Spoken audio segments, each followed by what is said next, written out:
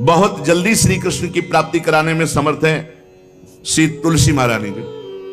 प्रिया जी का बताया हुआ उपाय श्री वृंदा सखी, ये वृंदावन की अधिष्ठात्री देवी हैं। ये वृंदावन की पूरी व्यवस्था को देखती हैं। प्यारे जो के नित्य केली की व्यवस्था करती हैं और इनकी कृपा के बिना कोई वृंदावन में प्रवेश नहीं कर सकता। ये हमारी प्यारी जो की प्रिय सखी वृंदा सखी श्री तुलसी महारानी जी। चंद्रानना सखी ने कहा कि परम सौभाग्यदम राधे महापुण्यम वरप्रदम श्री कृष्ण श्यापि लभ्यर्थम, उनका तुलसी सेवनम मतम। मेरे मत में यदि तुलसी जी की सेवा की जाए, तुलसी जी का यदि स्पर्श हो जाता है, तुलसी जी का नाम कीर्तन किया जाता है, तुलसी जी को प्रणाम किया जाता है, तुलसी जी का वृक्ष लगाया जाता है, तुलसी जी को जल अर्पित किया जाता है और तुलसी दल से नित्य भगवत सेवा की जाए, तो बहुत जल्दी श्री कृष्ण प्रसन्न हो जाते हैं। प्रतिदिन जो तुलसी जी की भक्ति करता है, तुलसी का पौधा रोप करके तुलसी जी का सिंचन करना, तुलसी जी को तिलक लगाना, तुलसी जी को माला पहनाना, तुलसी जी की परिक्रमा करना, तुलसी जी को प्रणाम करना, वो कोटि सहस्त्र युगों तक ऐसा महान सुकृत होता है कि भगवान श्री कृष्ण के नित्य समीप रहता है जो तुलसी जी की सेवा करता है। जब तक मनुष्य की लगाई हुई तुलसी की शाखा प्रशाखा बीज पुष्प सुंदर दल से तुलसी जी सुशोभित होती है, तब तक हजारों कल्पों में श्री हरिधाम में रहते हुए उसका कभी पुण्य नष्ट नहीं होता। जैसे एक दिन तो 1000 कल्प, 2 दिन 2000 कल्प, वो भगवान के नित्य धाम में महान सुकृत के बल से भगवत धाम में रहेगा जो तुलसी जी का पक्का मान लीजिए।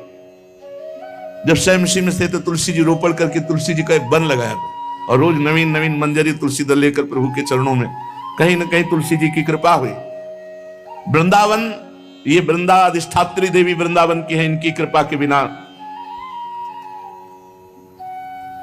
हे चंद्रादने, संपूर्ण पत्रों और पुष्पों को जो उतार करके सम्मान पूर्वक पहले प्रार्थना करनी चाहिए। हे वृंदा देवी, हे तुलसी जी, भगवान श्री हरि की पूजा के लिए या प्रियाजू की पूजा के लिए हम आपके कुछ मंजरी कुछ दल लेकर के सेवा करना चाहते हैं, आप कृपा करके मुझे दीजिए और फिर उतार लें। ऐसे नोचना नहीं, बहुत सम्मान से बहुत प्यार से, तो तुलसी जी प्रसन्न होते हैं। जो मनुष्य तुलसी दल से श्री हरि की पूजा करता है, कोई भी पाप उसका स्पर्श नहीं कर सकता। पूर्व में किया हुआ कोई भी पाप उसको दंड नहीं मिलेगा जो तुलसी जी की आराधना नित्य करता है। अब इतना जल भी ना चढ़ा दे, माल पुण्य हो जाए और तुलसी जी अंतर ध्यान अनुकूल जल, जैसे मान लो गमले पे हैं तो इतना बड़ा तांबे का रोज उससे चढ़ा, अब भर के लोटा चढ़ा दोगे 2-4 दिन में अंतर ध्यान हो जाएंगे तुलसी जी। बहुत विवेक से जरूरत है, मतलब भारी पुण्य होगा। अब इतना बड़ा लोटा रोज जल चढ़ाओगे तो 2-4 दिन में पीली होके अंतर ध्यान हो जाएंगे। इतना जल, अनुकूल जल चाहिए। एक तांबे का छोटा सा लिया, ऐसे रोज डालो, उसमें कोई फर्क नहीं, और गमला उठाकर धूप में विराजमान करो। सेवा का मतलब क्या है? जो तुलसी जी को जल अर्पित करके तुलसी जी की सेवा करता है, हरि चिंतन करता है, कभी कोई पाप उसका स्पर्श नहीं कर सकता। 100 भार सोना, 400 भार चांदी का जो दान करने का फल होता है, वो एक तुलसी दल उतार जो अपने द्वारा लगाई हुई तुलसी दल, वो हरि के चरणों में अर्पित करो। ये 100 भार सोना और चांदी बराबरी नहीं हो सकती। कितना महत्व है। जो रोज तुलसी दल चयन कर, द्वादशी को ना चयन करे, द्वादशी को मतलब बहुत बड़ा अपराध लगता है तुलसी दल का, इस मतलब तुलसी के वृक्ष का भी स्पर्श न करे। प्रणाम नमस्कार दूर से, एक भी दल नहीं टूटना चाहिए। द्वादशी को ऐसा हमने महापुरुषों से सुना है कि मंजरी और पत्र उतारना ये ठीक नहीं, बिल्कुल नहीं ठीक है। ब्रह्म हत्या का फल लगता है, अगर जो पाप लगता है अगर कोई द्वादशी को तुलसी चयन, बहुत सावधानी से। जिसके घर में तुलसी का बगीचा होता है, कई पौधे होते हैं, उसको कहीं तीर्थ जाने की जरूरत नहीं, उसका घर तीर्थ है जिसके घर में तुलसी के पौधे हैं। और यमराज कभी उस घर में किसी भी मरने वाले को लेने नहीं आएंगे जिसके घर में तुलसी। लगा लो भैया तुलसी लगा लो घर में, काहे कोई यमराज को आने दोगे? सबके घर में तुलसी। कितना सुंदर पहले था, घर में आंगन होते थे, आंगन में एक बहुत बड़ा, और फिर उसमें तुलसी जी, और फिर उसमें 2-4 नर्मदेश्वर और शालिग्राम ऐसे, और फिर घर का हर व्यक्ति जल चढ़ाना, प्रणाम करना, नमस्कार करना, 4 पर। कितनी पवित्र पद्धतियां हमारी थी। जब रसोई बने पहली गाय के लिए, फिर कुछ पक्षियों के लिए, फिर कोई संत महात्मा, कोई भिक्षु, ऐसा कितना पवित्र व्यवहार। अभी यहाँ जैसे हमने देखा है, ये रसोई बन रही ना, तो धुआं नहीं खत्म होने पाता, वो ही सब अपवित्र किए हुए हैं, राक्षसी बुद्धि आती चली जा रही। तुलसी जी, ये भागवती को वस्तु हमें लगता है बालकनी तो होती है, बढ़िया बालकनी में एक ऐसा उठाने धरने वाला स्टैंड लोहे का रखो कि तुलसी जी को विराजमान कर दो। जिसके घर में तुलसी जी विराजमान होती है, उसके घर में यमराज कभी नहीं जाते। जो तुलसी जी का सेवन करता है, उसकी सारी कामनाएं तुलसी जी पूर्ण कर देती है। तुलसी जी को लगाना, तुलसी जी का पालन करना, तुलसी जी को सिंचन करना, तुलसी जी का दर्शन करना, तुलसी जी का स्पर्श करना, मनुष्य के द्वारा जो मन, वाणी और शरीर से पाप हो गए, सबको तुलसी महारानी क्षमा कर देती है, दग्ध कर देती है। पुष्कर आदि तीर्थ, गंगा आदि परम पावन नदियां, ये सब जो स्नान आदि, अवगाहन आदि करने का फल देते हैं, वो केवल तुलसी जी घर में विराजमान है, उसको फल मिल जाएगा। कितने बढ़िया। जो तुलसी जी की नवीन मंजरी प्रभु के चरणों में अर्पित करके प्रणाम करता है, वो चाहे कितना भी अपराध किए हो, वो कभी यमपुरी को नहीं देखेगा, कभी यमराज के पास नहीं जाएगा। जो मनुष्य तुलसी काष्ठ का घिसा हुआ चंदन लगाता है, उसके सारे संचित भस्म हो जाते हैं, और क्रियमाण जो वर्तमान, वो कभी उसको बांध नहीं सकते। तुलसी जी का काष्ठ का घिसा हुआ चंदन। जिसके घर में तुलसी की छाया होती है, वहां पितरों को अपने आप कल्याण प्राप्त हो जाता है। जो श्राद्ध करने से लाभ मिलता है पितरों को, घर में तुलसी लगा के, जो तुलसी की छाया, बड़ा वृक्ष, पितरों को तृप्ति मिलती है। चतुर्भुज ब्रह्मा जी सारंग धनवा श्री हरि के महामहिम स्वरूप की अनुभूति करने के लिए भी कहा है कि तुलसी जी का महान महात्म्य, अगर तुलसी जी का सेवन करे तो भगवान श्री हरि की महिमा को जान जाएगा। स्त्री हो या पुरुष, पुरुष नपुंसक नारीवा जीव चराचर कोय, सर्व भाव भज कपट तज मोहि परम प्रिय सोय। शरीर वर्दी है, हमारी पोशाक है, हम सब एक हैं, आत्मस्वरूप है, कुछ अलग नहीं है। शरीर केवल पांच भौतिक है, तो सबका पांच भौतिक है, उसमें चिन्ह है स्त्री पुरुष के, बस। इसके लिए भगवान की आराधना निषेध थोड़ी है। जो स्त्री या पुरुष श्री तुलसी जी के काष्ठ के मन के बना के, जैसे छोटी कंठी या बड़ी माला धारण करता है, श्री कृष्ण उसके बस में हो जाते हैं। यह है तुलसी जी की महिमा। परम सुहाग श्री कृष्ण मिल जाते हैं, और कौन सी भी हमें उपलब्धि चाहिए। हे गोप नंदिनी, तुलसी जी का सेवन करने से श्री कृष्ण वश में हो जाते हैं। जो तुलसी की माला से नाम जप करता है, काउंटर वाली बात तो स्मृति के लिए पढ़ाई है, हम निषेध नहीं करते, नहीं बहुतों के भजन बंद हो जाएंगे, पर हम इतनी महिमा जरूर बता देते हैं कि तुलसी माला से जो नाम जप किया जाता है, उससे आध्यात्मिक सिद्धि बहुत जल्दी होती है।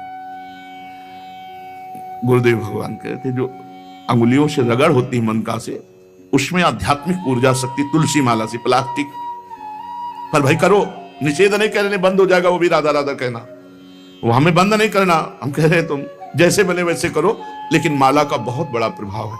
तुलसी परम पवित्र भगवान श्री हरि की प्रिया, और उनके काष्ठ को जब हम ऐसे ऐसे नाम के साथ, तो विशेष ऊर्जा शक्ति, आध्यात्मिक शक्ति हमें जागृत होती है।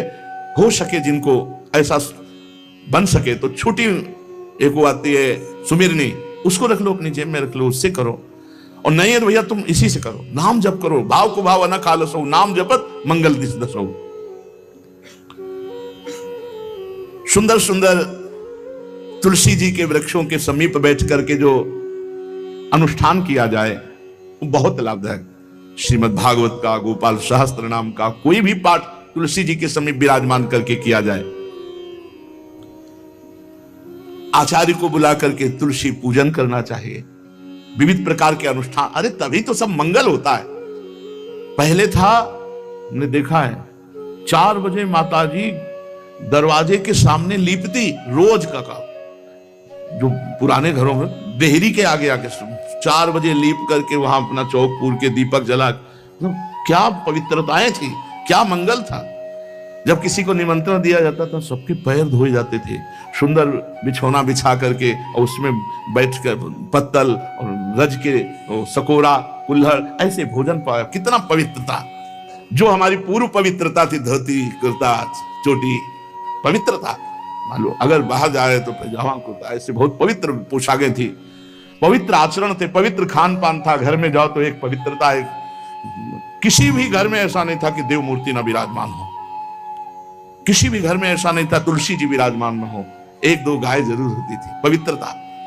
अब तो बड़ा विचित्र, ये भारतीय गौएं जो श्वेत रंग की, जो अरुण रंग की, जो सींग वाली है, वो उनका आप दुग्ध देखिए, दूह कर रख दीजिए, स्वर्णिम कांति छाई मिलेगी। ये हमारी भारतीय पद्धति है, हविष्यान्न, इससे देवताओं का, भगवान का, सबका अभिषेक पूजन होता है। शुद्ध गाय जो हमारी भारतीय है, तीला है उसके जैसे निकला हुआ, वो भगवान ने सेवा की है। हमारे गोविंद भगवान का नाम ही गोविंद, गौओं के इंद्र। भगवान सुबह से निकल जाते थे, शाम तक गौओं को चराते थे। बड़ा असत्य और सत्य का विवेक होने पर साधक को संसार की तरफ से वैराग्य होने लगता है और उसका भजन पुष्ट होने लगता है। और जहां भजन पुष्ट हुआ तो नित्य निरंतर अपने चित्त में भगवान वासुदेव को देखने लगता। चित्त के अधिष्ठात्र देवता भगवान श्री कृष्ण है, वासुदेव।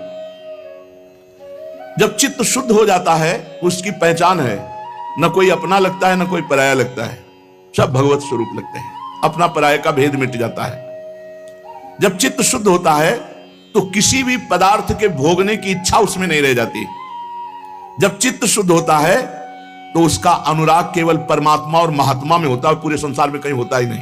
ये चित्त शुद्धि का लक्षण है। चित्त शुद्धि का उपाय विवेक और निरंतर नाम जप। चित्त शुद्धि का लक्षण राग द्वेष का अभाव, ना कोई अपना ना कोई पराया, और किसी भी विषय भोगने की इच्छा ही नहीं, आसक्ति तो सिर्फ परमात्मा में या महात्मा में।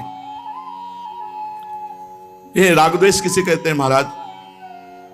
जिस मनुष्य के, जिस पदार्थ के, जिस स्थान की ऐसी आसक्ति हो जाए कि इसके बिना जिया नहीं जा रहा, उसे राग कहते हैं। जैसे मां में राग, पिता में राग, पत्नी में राग, पुत्र में राग, धन में राग, मकान में राग, शरीर में राग, बहुत समझना चाहिए हमारा राग हो गया, जिसका बार बार स्मरण आए और बार बार खिंचाव हो हृदय से। जो हमारे ध्यान पथ में प्रभु की शिवा और आ रहा है, वो सब राग का ही किया कराया खेल है। द्वेष, इसमें मूल राग है, जिससे राग होता है उसी से द्वेष होता है। राग नहीं होगा तो द्वेष होगा ही नहीं। जब वो हमारे प्रतिकूल चलने लगता है तो द्वेष हो जाता है। प्रतिकूल पदार्थ, प्रतिकूल वस्तु, प्रतिकूल व्यक्ति, तो हमारा द्वेष हो जाता है। यही राग द्वेष जीव के जन्म मरण की श्रृंखला है और इसका मूल कारण देहाभिमान, अहंकार है। महाराज, साधक को समय किस प्रकार बिताना चाहिए? सबके लिए एक जैसा उपदेश नहीं होगा। पूज्य बाबा बोल रहे हैं, जो गुरु के पास रहते हैं उनको सब समय गुरु की सेवा में लगाकर भगवत स्मृति युक्त जीवन व्यतीत करना चाहिए, और जिनको गुरु का सानिध्य नहीं मिला उनको भजन में अधिक समय लगाना चाहिए।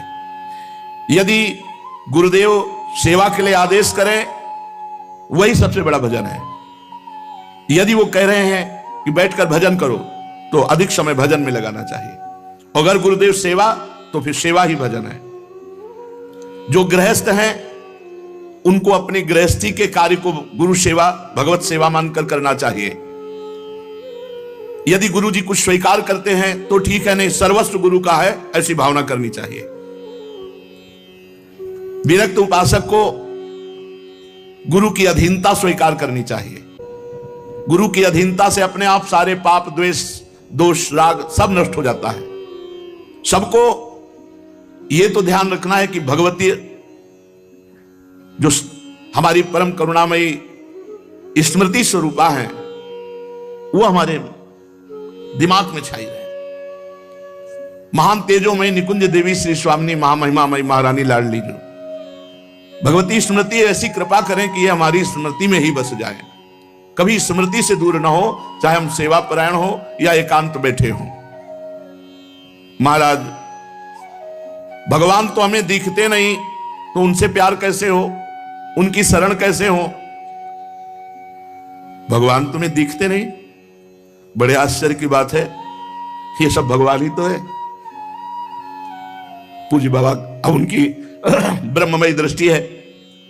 चलो भगवान नहीं दिखते तो भगवान का नाम, भगवान की महिमा, भगवान के भक्त ये तो दिख रहे हैं, आप इनकी बात मानो, नाम जप करो, भगवान की लीला गुण गाओ, जैसे आदेश होता है वैसे सिद्धांत से चलो, भगवान दिखाई देने लगेंगे।